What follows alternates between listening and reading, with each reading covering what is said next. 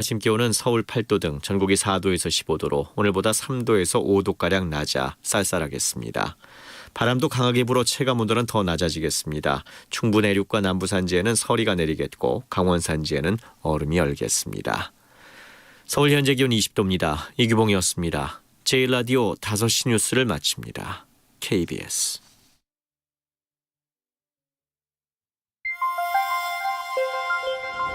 대한민국 중심 채널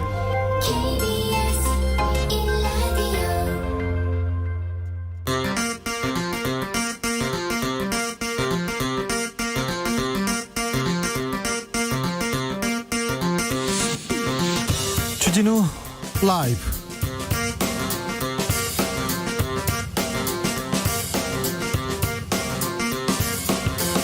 (2020년 10월 12일) 월요일입니다. 안녕하십니까, 주진우입니다.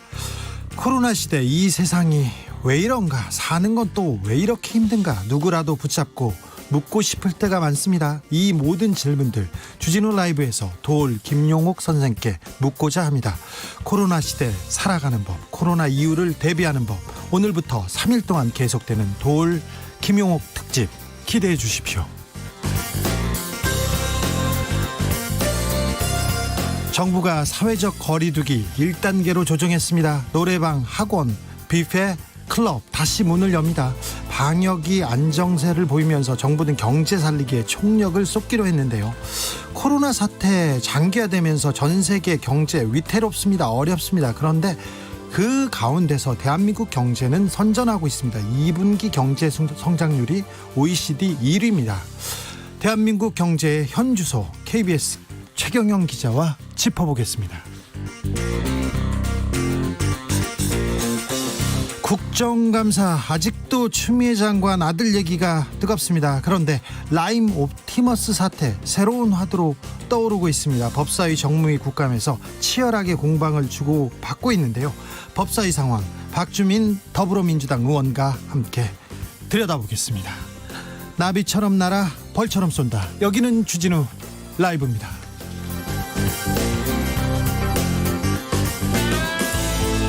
오늘도 자중자애, 겸손하고 진정성 있게 여러분과 함께하겠습니다. 오늘 영시를 기해 실내 집단운동시설, 체육관, 줌바, 태보, 스피닝 이런 거 다 문 열게 됐습니다. 다시 운동할 수 있습니다. 운동 다녀오신 분들 있죠? 벌써 방역수칙 잘 지키고 계신가요? 체육관 분위기, 운동하는 이야기 좀 알려주십시오. 그리고 코로나 시대 살면서 도올 김용옥 선생님께 좀 궁금한 점 있으면 물어보십시오. 오리 형 왜 그래? 인생이 왜 그래? 사는 건 왜 그래? 뭐든지 물어보십시오. 그러면 도올 선생님께서 직접 답해줍니다. 사연 주시면 10,000원의 행복으로 저희가 보답하겠습니다. 모바일 상품권 보내드리겠습니다. 샵 9730, 짧은 문자 50원, 긴 문자는 100원이고요. 콩으로 보내시면 무료입니다. 그럼 주진우 라이브 시작하겠습니다.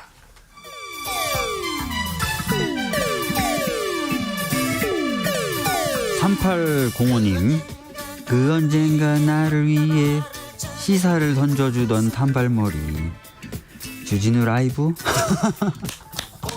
왜 이런 거 저 시키는 거.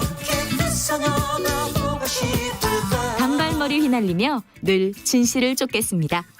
KBS 1라디오 주진우 라이브.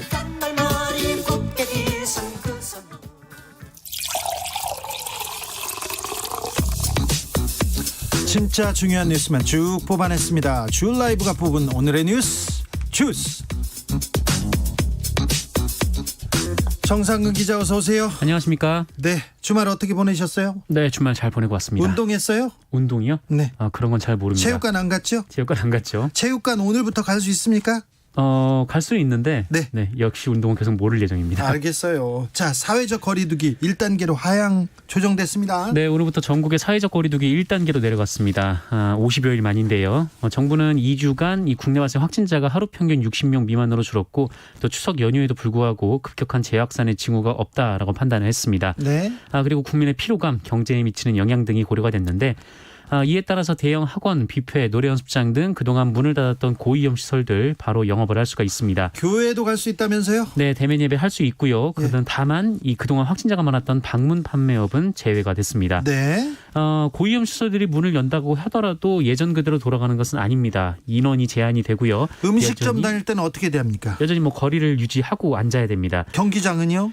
경기장도 역시 한 30%까지만 들어갈 수 있게 인원 제한이 있습니다. 네. 마스크 물론 써야 하고요. 이 출입자 명부 등도 여전히 필요한 상황입니다. 학교, 등교 어떻게 됩니까? 네, 우리 아이들의 지금 상황이 좀 바뀔 것 같은데요. 지금까지는 수도권에서 유치원, 초중학교의 인원의 3분의 1, 고등학교는 3분의 2 이내에서 등교를 했는데 네. 앞으로 전국적으로 이 인원의 3분의 2 이내에서 학교에 갈 수가 있습니다. 예. 특히 초등학교 저학년들은 사회성을 기르는데 중요한 시기라고 판단을 해서 제일 중요한 때죠. 네, 주 3회는 등교하도록 했고요. 예? 이 서울의 경우에는 19일부터 이 초등학교 1학년은 매일 등교하는 방침을 세웠습니다. 이제 초등학교 1학년들 매일 학교 가서 친구들을 만날 수 있습니다. 네. 군부대 상황은 어떤가요? 네, 군부대에서는 아주 반가운 소식인데요. 네. 그동안 코로나19 확산 방지를 위해서 휴가와 외출이 통제가 됐는데 지금껏 잘 못 나왔다면서요. 못 나갔습니다. 예. 네, 오늘부터 갈 수 있습니다. 네. 다만 철저한 방역수칙 준수를 교육을 받아야 되고요. 휴가 복귀 시 확인 절차를 거쳐야 됩니다. 네. 다만 이 시군 구별로 이 집단 감염이 발생한 지역이 있습니다. 여기에 거주하는 장병들의 휴가는 연기가 권고가 되고 있습니다. 9194님이 오늘 헬스장 다녀왔는데 소독약 냄새가 너무 많이 나서 병원인 줄 알았어요. 운동하니 아이고, 네. 개운해요 이렇게 얘기합니다. 개운하다고요? 운동하니까 개운하대요. 아, 네네. 개운하대요 정 기자. 한 1분만 해도 못하겠던데요. 아 그러니까 왜 힘든 일을 개운할 하는지 때까지 할 수도 없습니다. 알로에님이 정 기자님 같이 모르십시다. 네. 그런 분도 있습니다. 지지하는 사람들. 사실 저도 운동 못 같은 하고 처지 있습니다. 아닙니까? 네, 같은 처지입니다. 자 오늘 신규 확진자가 거의 100명에 육박했어요. 아이고 걱정입니다. 네, 1단계 시행 첫날 다시 100명에 육박하는 97명의 확진자가 나왔는데 네. 다만 그 해외 확진자가 29명으로 좀 많은 편이었습니다. 그렇죠. 쉽지 않아요. 지금 한국만 이렇게 확진자를 어느 정도 뭐라고 해야 되나요? 좀 눌러놓고 있습니다. 뉴질랜드 정도 되고요. 전 세계적으로는 지금 2차 감염 심각합니다. 미국, 인도, 러시아, 아르헨티나, 프랑스, 영국 10,000명 넘어갔고요. 지금 미국은 확진자가 800만 명 넘어섰습니다. 잘 코로나를 관리하고 있다는 독일도 2,800명 수준이고요. 다시 이탈리아 5,400명입니다. 그러니까 긴장해야 됩니다. 긴장의 끈 늦추면 안 된다는 거 다시 한번 말씀드리겠습니다. 네. 자, 북한에서 노동당 창당 75주년 행사 열었습니다. 열병식을 밤에 열었어요. ICBM도 등장했고요. 네, 이 사거리가 13,000km나 된다라는 이 대륙간 탄도미사일 화성 15형에 비해서 길이도 4m나 더 길어지고 직경도 더 커진 이 새로운 대륙간 탄도미사일이 등장을 했습니다. 사거리가 더 길 것으로 예상이 되는데요. 그렇다면 미국 본토 어디든 공격할 수 있는 재원을 갖춘 것으로 분석이 되고 있습니다. 네. 그리고 이날 열병식에서 새로운 잠수함 탄도미사일도 등장을 했습니다. 이거 역시 미국에서 굉장히 민감해하는 부분인데요. 지난해 10월 시험 발사된 이 북극성 3형과 비교해서 직경은 크지만 가벼워졌고 탄도를 여러 개 탑재할 수 있는 형태로 개량이 된 것으로 추정이 됩니다.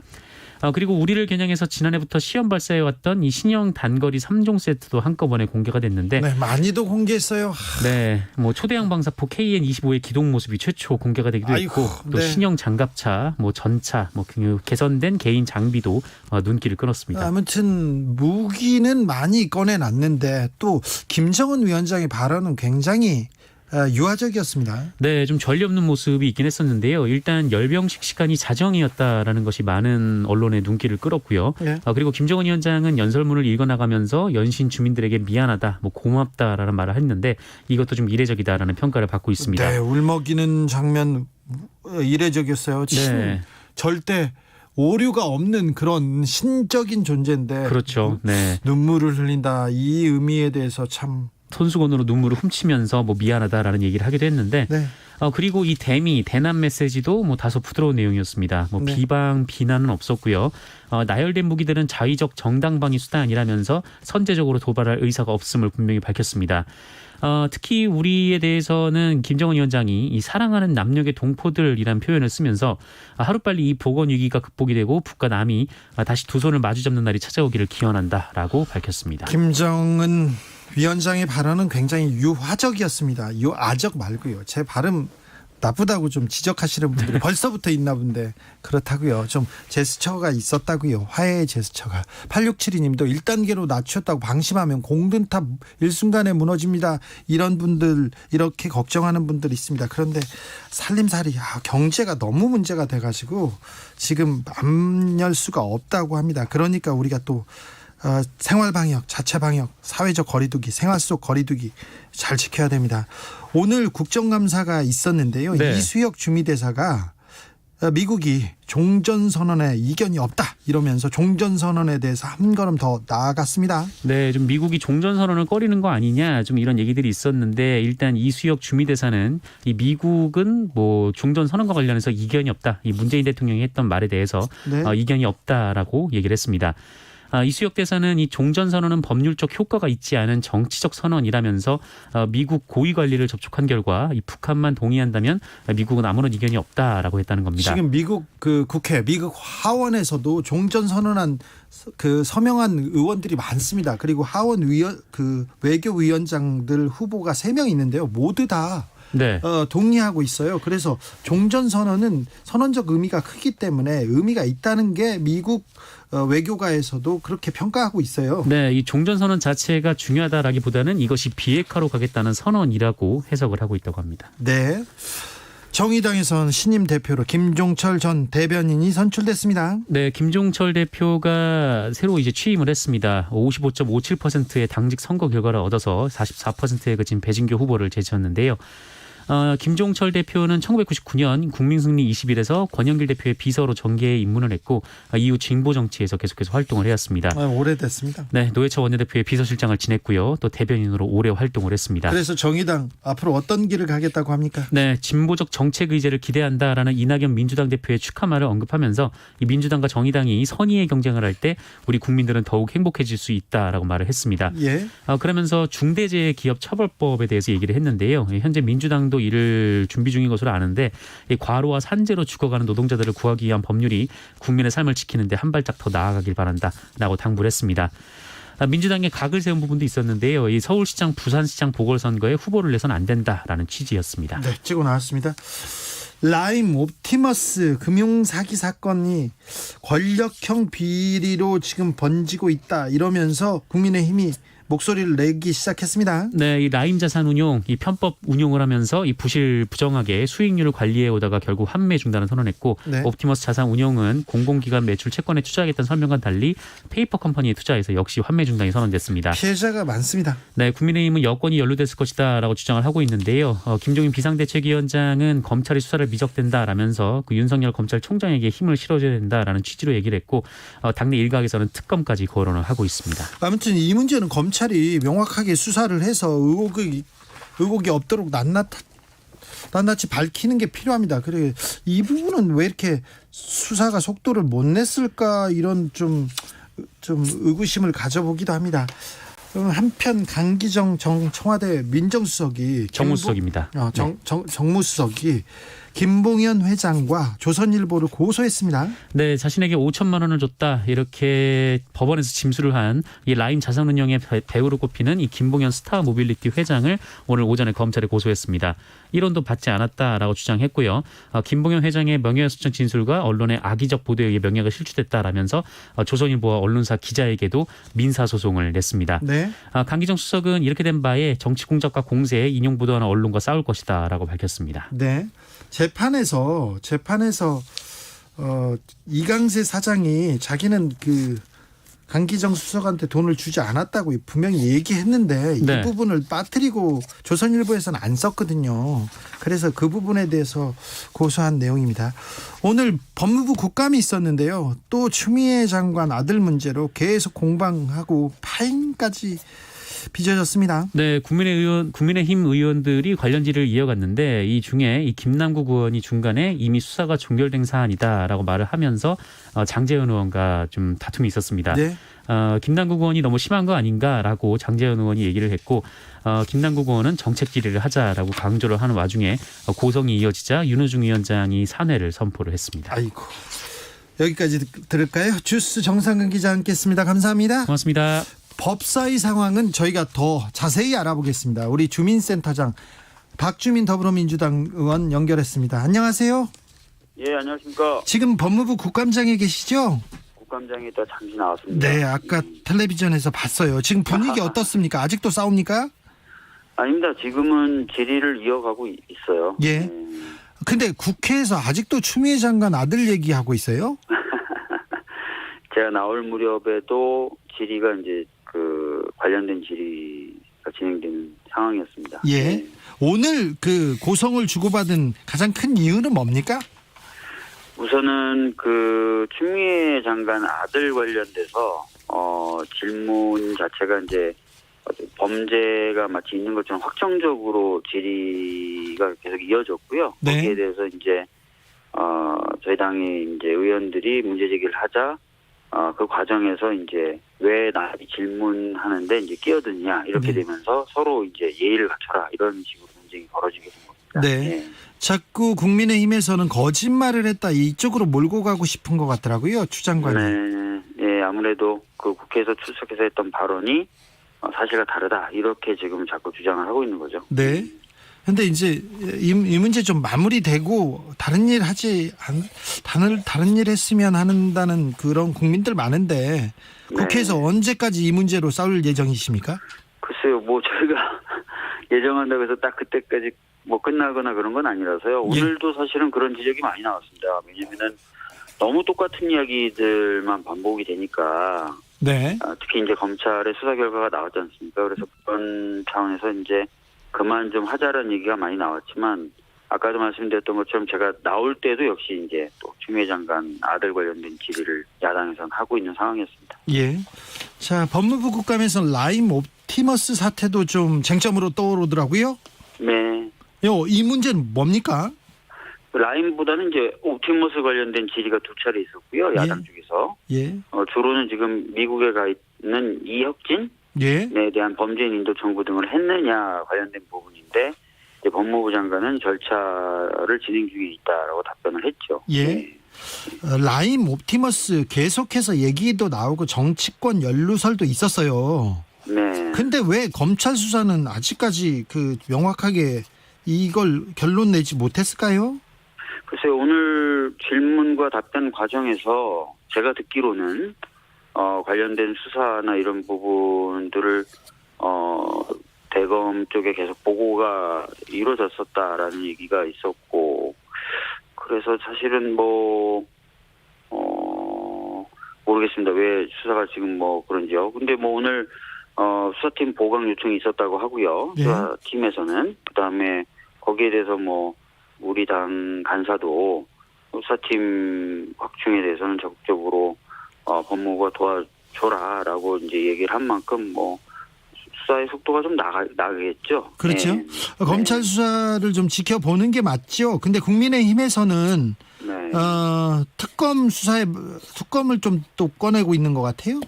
근데 옵티머스 같은 경우에 저도 좀 알아보니까 사실은 지금 이제 수사를 하고 있고 특히 이제 핵심이 될 만한 이혁진이라는 사람을 좀 조사를 해야 되는데 네. 방금 말씀드렸던 것처럼 이혁진에 대한 이제 범죄인 송환 이 부분에 대해서는 이제 법무부 절차를 진행하는데 이 절차 진행이 좀 원래 그렇게 시간이 좀 걸린답니다. 그래서 이게 좀 되면은 이제 수사가 속도가 나게 될 거고 그래서 1차적으로는 검찰의 수사를 좀 지켜볼 필요도 있는데 자꾸 이번에도 또 좀 약간 정쟁화하는 것이 아닌가 이런 우려가 있습니다. 예. 법무부 국감에서는 또 다른 이슈는 어떤 이슈들이 좀 다뤄질까요? 어떤 일을 해야 됩니까?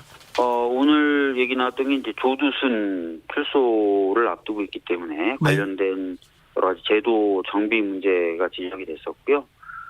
그리고 저 같은 경우 이제 세월호 관련돼서 사회적 참사 특별조사위원회가 국회에 특검을 요청한 만큼 그 필요성 이런 부분을 질문했었고요. 네. 그리고 오늘 또 약간 이제 좀 많은 사람들을 숙연하게 만들었던 거는 이제 의료사고로 숨지신 분의 어머님이 직접 육성으로 법무부 장관에게 이제 하소연하는 내용이 좀 방영이 됐어요. 모니터를 통해서. 그래서 그런 부분도 좀 얘기가 되고 그러고 있습니다. 예. 저 공수처 관련된 거, 검경 수사권 조정, 그리고 낙태법 이런 사안들도 다뤄질 예정이죠? 낙태죄 관련돼서는 뭐 짧게 질의가 나왔고요. 그다음에 공수처 관련된 부분은 아직까지 뭐 직접적인 질의는 안 나왔습니다. 아직 안 나왔어요? 네네네. 아직 안 나오고 계속 추미애 장관 아들 얘기만 하고 있는 것 같아서 국민은 좀 답답해한다. 이것도 좀 유념해 주십시오. 네, 알겠습니다. 예. 네, 고생 많은데 더 고생해 주세요. 박주민 의원 감사합니다. 네, 열심히 하겠습니다. 교통정보센터 다녀오겠습니다. 김민희 씨. 퇴근 교통량이 빠르게 늘고 있습니다. 대구 포항고속도로 대구 쪽으로 서포항 부근 1차로에서는 사고가 났고요. 영동고속도로 인천 쪽으로 평창 일대로는 작업 여파받아 정체입니다. 이후 정체는 경기권에 진입해서 동수원에서 광교터널 사이와 북수원에서 부곡 부근, 다시 둔대분기점에서 반월터널 사이와 군자분기점에서 월곡분기점 사이로 이어지고 있습니다. 더 가서는 서창분기점에서 영동선 시점까지 속도 줄여 지납니다. 경부고속도로 서울 방면으로 청주분기점 부근 1차로에는 승용차가 고장으로 서 있기 때문에 차로 변경에 유의해서 지나셔야겠습니다. 이후로는 안성분기점 부근과 기흥동탄에서 수원 일대, 다시 판교분기점 부근과 더 가서는 양재부터 반포나들목 사이로 속도 줄여 지납니다. KBS 교통정보센터였습니다.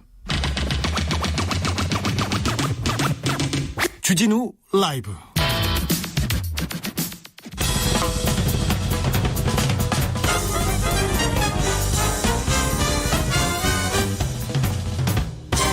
훅 인터뷰. 모두를 위한 모두를 향한 모두의 궁금증 훅 인터뷰. 코로나 무섭습니다. 그런데 먹고 사는 게 더 무섭다 이런 분들 많습니다. 세계 경제가 몸살을 앓고 있습니다. 그런데 그 가운데 한국 경제는 괜찮다. 경제 성장률이 OECD 중 1위다 이런 결과가 나왔습니다. 한국 경제 현 상황은 어떤가요? 그리고 세계 경제 앞으로 어떻게 바뀔까요? 어려운 경제 알기 쉽게 설명해 주는 남자, 최경영의 경제쇼 진행자 최경영 기자 모셨습니다. 안녕하세요. 네, 안녕하십니까. 제가 진실탐사 엔터테이너 최경영입니다. 네, 알겠습니다. 네. 제가 경제 물어보고 싶은 게 너무 많아가지고 제가 경제교사, 저희 방송의 경제교사로 지금 최경영 기자 급히 모셨습니다. 경제쇼 진행하고 있는데 못 가게 하고 지금 붙들어 잡았습니다. 자, 코로나 시대 경제가 다 어려운데 그나마 한국이 선방하고 있는 거네요. 선방하고 있는 거죠. 근데 2분기 성장률이 전분기 대비해서 뭐 마이너스 3.2가 선방이라고 하는 거니까. 근데 2분기 성장률이라는 거를 주목해 주시고요. 2분기 성장률은 4, 5, 6월 이렇게 되지 않습니까? 네. 예, 그러면은 7, 8, 9가 지나갔잖아요. 그게 이제 3분기인 것이고. 그러니까 3분기 성장률에 관해서는 아직 안 나왔으니까. 그런데도 불구하고 2분기 성장률이 마이너스 3.2고 OECD 중에서 제일 좋았어요. 네. 근데 3분기 성장률은 그러면 엄청나게 좋을 거냐? 미국 같은 경우는 뭐 플러스 분기로 따진다면 플러스 한 9% 10% 성장을 하겠지만 우리는 플러스 2, 3% 성장할 것으로 예측이 되니까 이게 경제가 좋다는 게 큰 진폭이 없이 쭉 유지된다 이런 느낌. 이런 측면에서 봤을 때는 한국 경제가 굉장히 좀 선방을 하고 있다. 그렇게 봐야 될 것 같습니다. 중국 경제가 그나마 정상적으로 돌아가고 있지 않습니까? 여기에서 좀 이득을 보는 거죠. 그렇죠. 한 3가지 정도로 분석을 해야 될 것 같아요. 지금 코로나19 방역이 굉장히 잘 되고 있다. 그다음에 2분기 성장률 같은 경우는 특히 재난지원금 효과를 좀 본 것 같고요. 그다음에 중국 경제가 2분기부터 좀 반등을 했잖아요. 중국이 코로나19가 제일 안 좋았을 때가 2월이었어요. 2월 이후에 돌아섰으니까 그때 좀 혜택을 받았다. 그렇게 봐야 될 것 같습니다. 제타님이 주 기자님, 최 기자님께 야근 수당 줘라 이렇게 하는데 이거는 KBS 사장님한테 말하는 거예요. 저는 이게 권한이 없어요. 선배님 사장님한테 받으십시오. 자, 조금 자세히 하나씩 좀 살펴보겠습니다. 근데 자, 코로나 상황과 경제, 전 세계 상황은 어떻게 돌아가고 있습니까? 지금 한국이 이 정도 지금 한 자리 숫자잖아요. 100명을 넘지 않고 있는데 하루 확진자 숫자가. 그런데 다른 나라들 같은 경우는 일단 살펴보면 미국 같은 경우도 지금 아직도 여전히 5만 명, 4만 명, 5만 명 이렇게 됩니다. 특히 이제 동부나 서부의 주요 도시들을 잡고 나니까 중부나 남부의 상대적으로 촌 지역들 있잖아요. 네. 그쪽에서 많이 일어나고 있어요. 그렇죠. 그다음에 영국도 2만 명까지 가고 지금 1만 명 넘었고요. 1만 명 넘었어요. 프랑스 1만 명 넘었고요. 프랑스, 인도, 러시아. 스페인, 유럽 지역만 네. 보면 그렇고 다시. 이탈리아도 5천 명이 지금 다시 넘고. 넘었습니다. 네. 그러니까 이렇게 코로나가 다시 이 확진자가 많아지면은 경제적으로 방역을 해야 되니까 경제 활동 인구가 줄어들 수밖에 없고 그런 측면에서 코로나가 득세를 하면 경제는 쭈그러든다. 예. 그런 상황이기 때문에 우리는 좀 유지를 계속 하고 있다. 아까부터 강조드리지만 그런 측면이 굉장히 강한 것 같고 아까 말씀드렸지만 재난지원금이 분명히 효과가 있었다. 예. 예, 4, 5, 6월에는 우리가 왜냐하면 4월에 재난지원금이 4월 말인가 국회 의결 통과가 됐을 거예요. 네. 그다음 5월부터 지급이 됐으니까 그때 2분기 때는 그게 있었는데 7, 8, 9 이번에 3분기 때는 그게 좀 없었던 것들 그런 것들 때문에 제가 보기에는 경제 성장률이 7, 8, 9월에는 뭐 다른 나라들과 비교했을 때는 그렇게 큰 폭으로 반등할 것이다. 그렇게 보지는 않습니다. 네. 예. 우리나라만 이 코로나를 지금 두 자릿수로 좀 잘 잡고 있어서 네. 방역을 잘해서 경제 선방까지 이어지는 거 아닌가 이런 생각도 해보는데요. 김지희님께서는 한국 경제가 좋다고요. 와닿지 않는데요. 이런 의견 그렇죠. 주셨어요. 그런데 마이너스 3%도 작년에 비하면 재작년에 비하면 엄청난 후퇴고 어려움이거든요. 그렇죠. 그래서 네. 국민들은 이제 어렵다고 경제 살려내자라고 얘기할 거예요. 외신들은 어떻게 우리나라를 어떻게 보고 있습니까? 그게 좀 수치상으로 나온 것도 있나요? 네, 외신들이 어떻게 보고 있는가 이것보다는 외신들이 어떻게 보는가에 따라서 우리가 일희일비할 필요는 없을 것 같아요. 네. 그리고 외신들은 굉장히 좋게 보는 거는 사실이지만 제가 보는 거는 주식시장. 왜냐하면 주식시장은 기본적으로 그냥 경제 전체를 평가하는 거예요. 네. 미래 어떻게 될 것 같다. 아무리 돈이 많이 풀렸다고 하더라도 주식 그 주가 해당 기업들의 총합이기 때문에 그 기업들이 계속 미래 엉망진창일 것 같다 그러면 주가가 높아질 일이 없죠. 예. 그런데 우리 같은 경우에 작년 이맘때 지금 10월 12일인가요 오늘이? 예. 작년 이맘때가 한 2060이었어요. 예. 종합주가 지수가. 네. 지금 오늘이 2400이 좀 넘죠. 네. 그리고 3월에 가장 많이 빠졌을 때 우리가 보면 1400 수준이었어요. 네. 그때 대비해서 보면 60%가 넘게 지금 올랐죠. 상승을 한 겁니다. 네. 이런저런 것들을 감안을 했었을 때는 가장 큰 바로미터는 주식시장이 돼야 되는 것이고 네. 안정성이라는 측면에서 봤었을 때는 역시 국채, 외국인이 예. 정부의 국채, 한국의 무슨 회사채, 그다음에 금융기관의 어떤 채권 이런 거를 어느 정도의 가격에 인수해 가느냐. 그게 굉장히 중요합니다. 네. 근데 그게 굉장히 좋았잖아요. 지난 9월에 중순이었죠. 우리 한국 외평채 국채를 미국 달러로도 팔았고 유로로도 팔았는데 유로로는 마이너스 금리가 나왔단 말이죠. 네. 그건 무슨 말이냐면 유럽에서 한국의 정부 채권을 사가고 5년 후에 돈을 한 200만 불 정도를 200만 유로 정도를 더 주는 거예요. 예.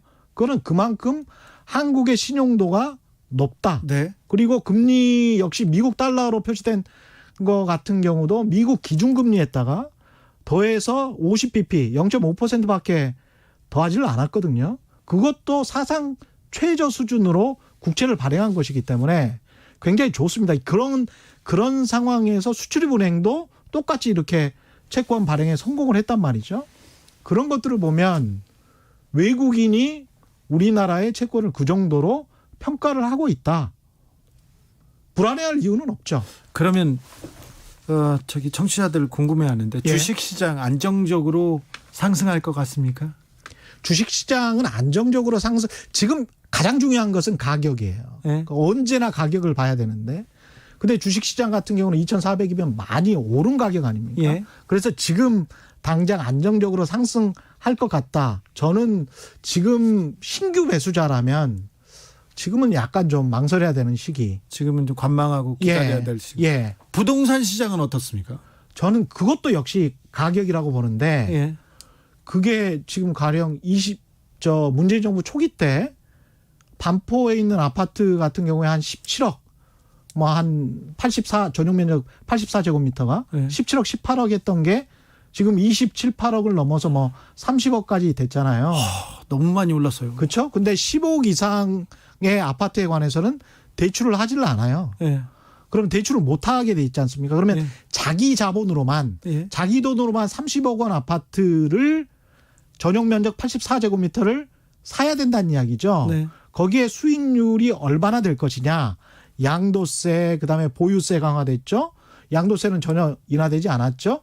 그럼 1가구 1주택자라고 하더라도 자기 집이 아닌 다음에는 이걸 투자 관점으로 접근할 수 있겠느냐. 네.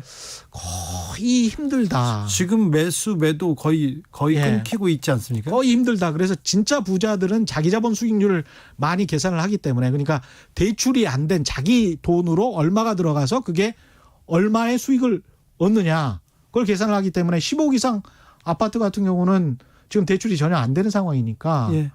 주택담보대출은 안 되는 상황이거든요. 그런 상황에서 얼마나 많은 수요가 있을까라고 생각을 해본다면 그리 수요가 많지 않을 것이다. 라는 그런 생각입니다.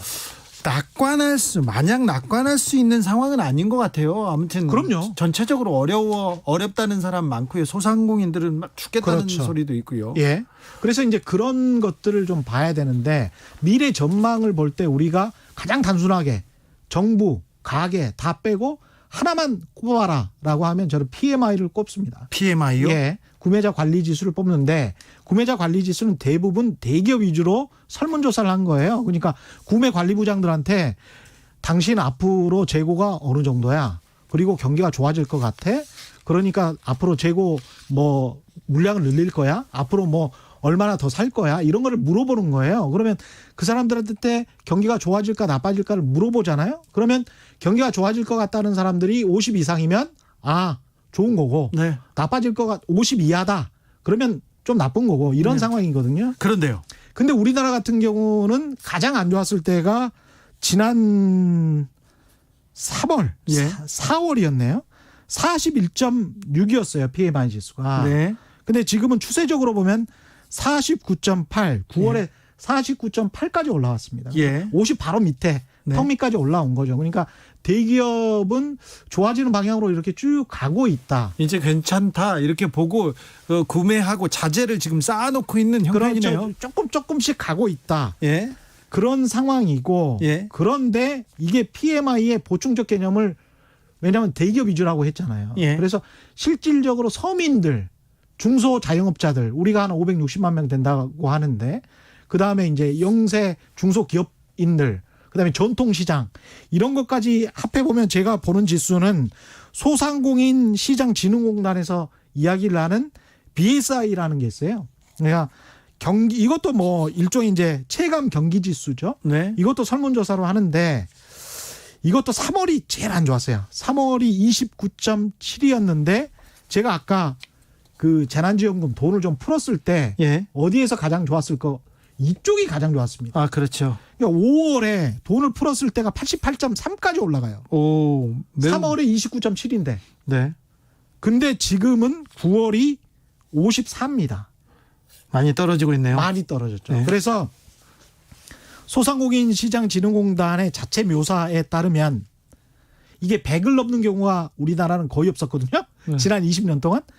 왜냐하면 구조적으로 어렵잖아요. 자영업이나 중소기업이나 전통시장은 굉장히 어렵죠. 대형 예, 예. 마트랄지 예. 인터넷 온라인 거래 때문에. 근데 지금의 54 이 상황이 뭐냐. 50에서 70 사이가 구름과 비 이런 상황이고 네. 50 미만이 집중호우 뭐 이런 상황입니다. 네. 그리고 70과 90 상황이 구름. 그러니까 이렇게 묘사할 수 있을 것 같아요. 항상 구름이었던 자영업 상황이 지금 구름과 비가 내리는 상황. 구름과 비가 거치려고 했었던 게 한 5월 정도의 상황. 그게 90 이상으로 갈 듯 하다가 확 내려간 거죠. 네. 블루드리머님이 뭔지 모르겠어요. 그런데 모르겠지만 재난지원금이 주요했네요. 이런 얘기 하셨고요. 예. 그리고 추세상 지금 좀 괜찮았다가 지금 어려워진다. 온통 먹구름이 좀 몰려오는 거 아니냐. 그래서 걱정은 좀 됩니다. 아니 그러니까 그거를 전반적으로 이렇게 뭉뚱그려서 말하는 것보다는 여전히 코로나19 이전에도 우리가 양극화가 존재를 했었잖아요. 예. 양극화가 여전히 존재를 계속하고 있다. 코로나19도 양극화는 깨지 못했다. 대기업들이랄지 잘 되는 온라인 업체는 잘 돼요. 사실. 잘 되잖아요. IMF 때도 그렇고 대기업이나 돈 있는 사람들은 괜찮아요. 근데 돈 없고 소상공인들 그런 사람들은 더 죽을 것 같다는. 그렇죠. 네. 지금 골프장이 국내 골프장이 호황입니다. 얼마나 잘 됩니까? 네. 그게 해외 여행을 못 가니까 네. 돈 있는 사람들이 다 국내 골프장으로 몰렸거든요. 예. 그게 굉장히 호황이에요. 그래서 그런 골프장을 가지고 있는 업체들은 당연히 장사가 잘 되겠죠. 네. 온라인 상권에 당연히 장사가 잘 됩니다. 잘 되는 곳은. 그런데 이런 곳은 지금 잘 안 되고 있죠. 예. 중국이 그나마 정상적으로 경제 활동을 하고 있고 중국 경제가 상승 국면에 있어서 그래서 우리가 좀 기대해 볼 만하기도 하네요. 그런 측면은 좀 있어야 될 것 같아요. 봐야 될 것 같아요. 왜냐하면 우리가 중국의 수출입 의존도가 한 25% 정도 되지 않습니까? 네. GDP에. 그러니까 그런 측면에서 중국이 좀 살아나면 우리도 살아나는데 네. 우리가 중국에 중간재를 수출하고 미국이나 유럽이 중국이 만든 완제품을 소비하는 그런 구조였단 말이죠. 근데 미국이나 유럽이 코로나19가 계속되면 완제품을 소비를 덜하게 되면 중국도 자체적으로 아무리 중간재를 수입해서 거기서 생산을 해서 그 내수가 좋아진다고 하더라도 어느 정도 일정 정도 한계가 있기 때문에 중국이 좋아지면 우리도 좋아지긴 하지만 미국과 유럽이 역시 같이 좋아져야 된다. 그러려면 코로나19가 좀 많이 잡혀야 된다. 네. 예. 제재리 님이 어쩔 수 없이 방역 1단계를 할 수밖에 없겠어요. 각 개개인이 더 방역에 힘써야 경제도 살아납니다. 이런 의견 주셨습니다. 자, 그러면요. 예. 코로나 이후에 대해서 이후에 경제는 세계 경제는 미중 계속 지금 싸우고 있죠. 패권 경쟁을 하고 있는데 네. 미중 관계는 어떻게 될까요? 그리고 또 어떤 쪽으로 경제가 이렇게 굴러갈까요? 재편될까요? 지금 재편이라는 그 단어 속에 들어있는 것은 결국은 중국이 미국을 압도할 정도의 경제력을 갖게 되느냐. 좀 아니냐. 치고 올라갈 건가? 아무리 치고 올라간다고 하더라도 저는 아직까지는 역부족이다라고 생각을 하는데요. 예. 두 가지 이유는 첫째는 역사적으로 봤을 때 미국이 치고 올라오는 경제적으로 80년대 초반에 소련이 상당히 치고 올라왔습니다. 네. 근데 80년대 말에 그 계속된 7, 80년대 군비 확장 경쟁을 네. 통해서 소련이 망했죠. 그렇죠. 그리고 85년 일본이 치고 올라가는 그 즈음에 플라자 합의를 해버렸잖아요. 네. 그러면서 엔화가 절상이 되고 미국 달러화가 평가 절하가 되면서 일본이 내리막을 걷죠. 예. 예, 그래서 그런 식의 어떤 금융을 지배하고 있는 그리고 군사를 지배하고 있는 그 패권국 그 미국의 힘은 여전하다. 예. 그리고 특히 중국 같은 경우는 달러 패권을 무시할 수가 없다. 예. 그 달러 패권의 힘은 대단하고 물론 중국이 경제력으로 경제 규모만 봤을 때는 소련이나 일본을 훨씬 능가해서 지금 거의 미국 경제 GDP의 70% 수준까지 올라왔습니다. 네.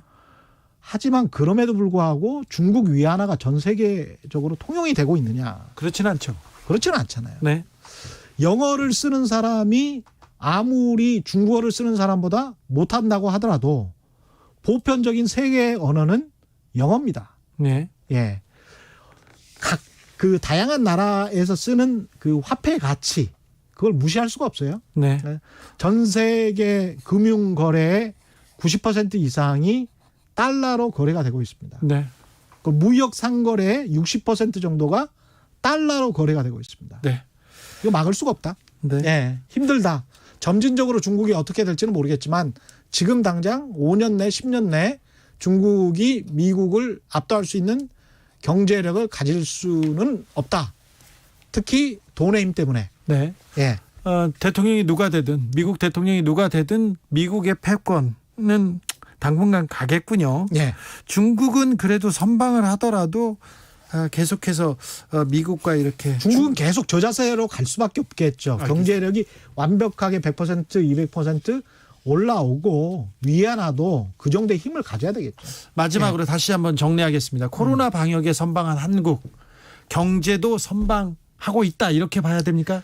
저는 유지를 이렇게 하고 있는 게 굉장히 좀 중요하다. 예. 그래서 마이너스 10%로 팍 떨어졌다가 그걸 다시 이렇게 확 올라가서 무슨 뭐 9% 10% 성장하는 그게 중요한 게 그렇죠. 아니고 조금 떨어지고 조금 올라가서 그래도 전반적으로 민생이 이렇게 쭉 그래도 자기 그 미래를 설계할 수 있는 게 정상적으로 굴러가는 게 그렇죠. 그게 가장 중요합니다. 그런 의미에서는 상당히 선방하고 있다. 상당히 선방하고 있는데 예. 그래도 변수가 있다면요. 그래도 변수가 있다면 여전히 또 코로나입니다. 그래요? 예. 우리는 잘하고 있지만 네. 우리가 지금 잘 그 모르고 있지만 서울이라는 도시가요. 코로나19 이전에 이 아시아 주요 허브 공항 중에서 직항이 한 159개 도시로 바로 가는 나라예요. 예. 이 서울이라는 이 허브가 대단한 나라인데 그게 싱가포르랄지 홍콩이랄지 이런 것보다 훨씬 높습니다, 지금. 그래요. 그런 상황에서 코로나19 방역 때문에 돈, 사람, 상품이 거래가 되는 거거든요. 네. 무역이라는 건. 네. 근데 돈만 거래가 되는 상황이잖아요. 사람 가기가 힘드니까. 예. 상품만 거래가 되는 거잖아요. 예. 결국은 사람이 왔다 갔다 할 수 있는 시스템이 돼야 한국 같은 경우는 굉장히 유리한 환경이 됩니다. 네. 그렇기 때문에 항공 수요 한번 잘 살펴보세요. 상품 교역량, 화물 물동량 요거는 좋아요. 근데 사람의 그 왔다 갔다 하는 이 이동 예. 이거는 여전히 그 거의 10분의 1 수준이거든요. 네. 그게 좀 살아나야 됩니다. 예. 알겠습니다. 지켜보겠습니다. 지금까지 최경영의 경제쇼 진행자 최경영 기자 모셨습니다. 감사합니다. 고맙습니다.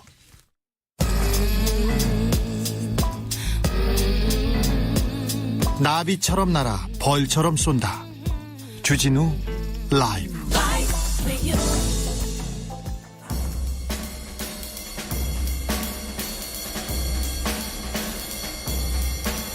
느낌 가는 대로 그냥 고른 뉴스 여의도 주필. 단풍철 다가오니 너도 나도 임산물 채취 신봤다 했다간 철창행. MBN 기사인데요. 가을입니다. 산행하기 좋은 계절입니다. 그래서 등산하는 분들 많으실 텐데 산에서 보이는 임산물들 있지 않습니까? 버섯, 도토리 이런 것 가져오다가 채취하다가 큰일 납니다. 큰일 납니다. 이거 절도행위입니다. 아니 산에서 거의 산 주인이 거의 있어요. 그래서 거기서 가져오는 거 거의 절도죄입니다. 도둑질로 처벌받습니다. 그러니까 조심하셔야 됩니다. 도토리 있지 않습니까? 그냥 지나가다 도토리 몇 개 주워올 수 있지 걸립니다. 이거 형사처벌 받을 수 있습니다. 진짜 도토리 주워오다가 걸린 분들 많았어요. 그래서 진짜 좀 봐주세요 선생님, 정말 좀 봐주세요 빌어도 소용없어요. 형사처분 받고요 5년 이하 징역 5천만 원 벌금 큽니다. 신봤다 하지 않습니까? 신봤다 산삼캐다 하면 더 큽니다. 감옥 갑니다. 그래서 이거 텔레비전에서도 봤는데 자연인 흉내내면서 이거 캐면 되는데 그거 다 허가받고 하는 겁니다. 자, 버섯도 따면 안 됩니까? 안 됩니다. 독버섯도 따면 안 됩니까? 안 됩니다. 독버섯은 가지고 가면 죽어요. 잘못하면 죽습니다. 밤은요, 밤도 안 됩니다. 다른 것도 다 안 됩니다. 산에 산행하고요. 그냥 갔다 그냥 오셔야지. 뭘 들고 오거나 뭘 따면 큰일 난다는 거 실용정보로 먼저 알려드립니다. 장롱 속 고양이는 이틀이나 집사를 기다렸다. 울산의 기적 한국일보 기사입니다. 울산 주상복합 아파트 화재 사건 있지 않습니까? 며칠 지난 이제 주민들이 다시 집을 찾았습니다. 그래서 뭐 하나 이렇게 들고 나올 물건이라도 좀 건져보자, 추억 담긴 사진이라도 하나 찾자 그러는데 온전하게 남은 물건이 별로 없다면서 참담한 표정으로 둘러보기만 했다고 합니다. 그런데 10년을 키웠다는 고양이가 장롱으로 숨었어요. 불이 나고 무서우니까 장롱에 숨었다가 근데 며칠 만에 살아 돌아온 거예요. 그래서 주인이었죠. 화재 당일날 너무 급박해서 가족과 몸만 빠져나왔는데 그래서 두고 온 그 고양이 때문에 죄책감에 잠을 이루지 못했는데 너무 감사하고 감사하다면서 말을 잇지 못했습니다. 댓글에서도 민키야 정말 다행이야, 잘 얼마나 무서웠을까 하면서 무사 귀환을 축하하고 있습니다.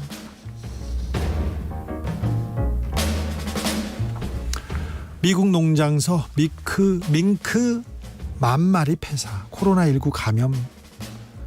연합뉴스 기사입니다. 밍크가 네덜란드, 스페인에서 또 이런 경우가 있었어요. 집단으로 감염됐다, 코로나에 감염됐다, 집단으로 숨지는 경우가 있었어요. 근데 미국에서도 그렇답니다. 농장 직원이 코로나19 확진 받았는데 이 받은 이후에 밍크에서도 이 바이러스가 발견됐어요. 그러니까 인간이 밍크한테 코로나를 옮긴 것 같습니다. 밍크들이 처음에는 숨쉬기가 힘들어서 입을 벌리고 숨을 쉬더래요. 그 다음에는 콧물을 흘리고 그 다음에 그렇게 죽어갔습니다. 어린 밍크는 무사한 반면에 늙은 밍크가 많이 희생됐다고 합니다. 한국하고 똑같죠? 아니 한국이 아니라 인간 세계하고도 똑같죠? 스페인에서도 이런 경우 있었거든요. 그래서 인간이 코로나를 또 동물한테 옮기는구나, 그래서 죽게 하는구나, 그래서 좀 더 마음이 아프고 또 미안하기도 하네요. 광화문 집회 참석 숨긴 청주 70대 구상권 7천만 원 물어낼 판. 한겨레 기사입니다. 광화문 집회 광복절이었습니다. 광화문 집회 참석했는데 계속 진단검사 받으라고 했는데 안 받는다고 그랬어요. 그런데 나중에 보니까 다른 분한테 옮겼어요. 그래서 주변 가족 7명이 감염됐습니다. 그래서 청주에서 이렇게 구상권을 청구했어요. 확진자 1명당 입원 치료비 200만 원, 자가격리 생활지원금 1인당 45만 원, 검사비 4만 원 이렇게 계산했더니 확진자 6명 구상권이 7천만 원 정도 된답니다. 근데 청주 말고요, 옥천 대전에서도 그 감염자가 있어요. 그래서 이분 옥천 대전에서 구상권을 청구하면 1억 원이 넘을 수도 있습니다. 생각해 보자고요. 광화문 집회 갈 수 있습니다. 갔는데 검사 받으라고 하면 받고, 신고하라면 신고하고, 그랬으면 벌금도 안 내고요, 구상권 이런 것도 없고 치료받고, 치료도 해줬어요, 무상으로. 그런데 거짓말해서 7명 확진되고 이제 돈 많이 물어내야 될 상황이 됐습니다. 제발 이런 코로나 어려운 시기에는 정부가 하는 말, 방역 당국이 하는 말은 좀 듣자고요, 따르자고요.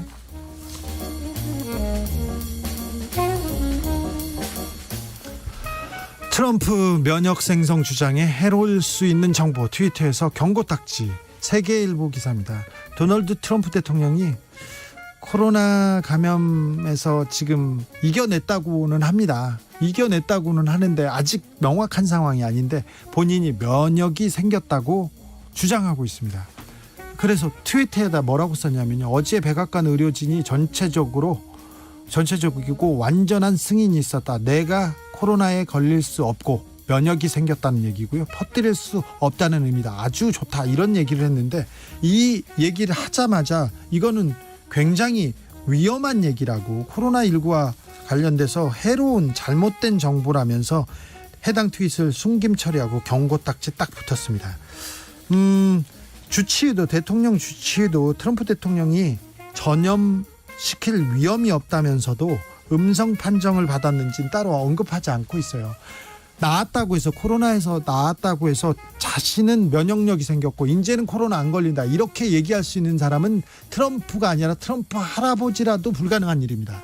그러니까 지금 권력이 있고 돈이 있다고 해서, 힘이 있다고 해서 코로나 안 걸리는 거 아니니까 겸손해야 됩니다. 근데 너무 이렇게 일방적으로 얘기하는 것 같아서 좀 걱정이 됩니다. 트럼프 대통령의 주장은 일단은 조금 생각해 보셔야 됩니다.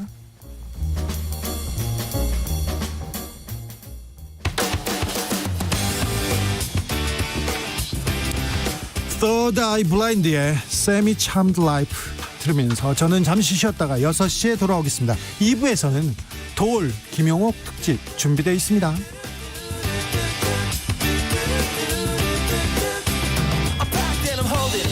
She lives and she goes and she lives for me. Says she lives for me, ovation. Who won't motivation? She comes round and she goes down on me. And I'll make you smile like a drug for you.